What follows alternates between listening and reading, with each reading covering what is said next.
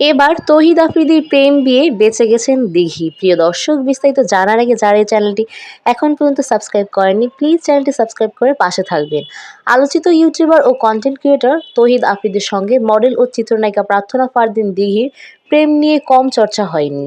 এমনকি অনেকে এও ধরে নিয়েছিলেন যে আফ্রিদি আর দিঘির হয়তো বিয়েও করবেন। তবে বরাবরই দুজনে এই সম্পর্ককে শুধুই বন্ধুত্বের বলে জানিয়েছেন। শেষ পর্যন্ত দেখা গেল আফ্রিদি বিয়ে করেছেন ঠিকই, তবে পাত্রী দিঘি নন। পারিবারিকভাবে তার বিয়ে সম্পন্ন হয়েছে। জানা গেল আফ্রিদির স্ত্রীর নাম রামিসা আল রিসা। এদিকে আফ্রিদির বিয়ে হতে একরকম বেঁচে গেছেন বলেও মন্তব্য করেন দিঘি। এই কথা দিঘি তার বন্ধু আফ্রিদিকেও জানিয়েছেন। দিঘি বলেন, সত্যি সত্যি তৌহিদ আফ্রিদির বিয়ে হতে আমি বেঁচে গেছি। আমি তো বিয়ের পরপরই ওর ফোন ধরে বলছি, যাক বাবা, তুই আমারে বাঁচাইছিস। আফ্রিদিও আমাকে বলেছে, আমি তোকে বাঁচাইনি, আমি নিজেও বাঁচছি। কারণ আমাকেও আমাদের বন্ধুত্বের সম্পর্ক নিয়ে অনেক কথা শুনতে হয়েছে।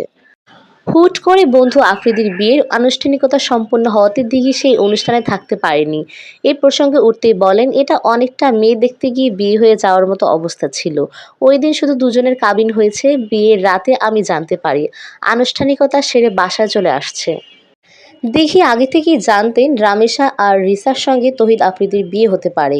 তাদের প্রেমের সম্পর্কের বিষয়টাও জানতেন বলে জানান এই তারকা। বলেন, আমি যেহেতু আফ্রিদির প্রেমের সম্পর্কে কথা জানতাম, তাই আমাদের দুজনকে জড়িয়ে প্রেমের সম্পর্কে কথা লেখালেখি হতো, তখন এ নিয়ে খুব হাসাহাসি করতাম। বিয়ের পরদিন বন্ধু আফ্রিদির কাছ থেকে হুট করে বিয়ে হওয়ার পুরো গল্পটা শুনেছেন বলেও জানান এই তারকা। শোনার পর শুভকামনা জানিয়েছেন। দিঘি বলেন, এখন আমি অনেক খুশি, কারণ আমাদের বন্ধুত্বের সম্পর্ক নিয়ে অত্যন্ত আর কোনো কটু কথা শুনতে হবে না।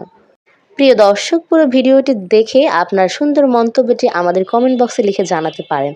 আর কে কোন জায়গা থেকে ভিডিওটি দেখছেন তা অবশ্যই কমেন্টে লিখতে ভুলবেন না। আজকের মতো এই পর্যন্ত। পরবর্তী ভিডিও পাওয়ার জন্য চ্যানেলটি অবশ্যই সাবস্ক্রাইব করে পাশে থাকবেন। ততক্ষণ সবাই ভালো থাকুন। আল্লাহ হাফেজ।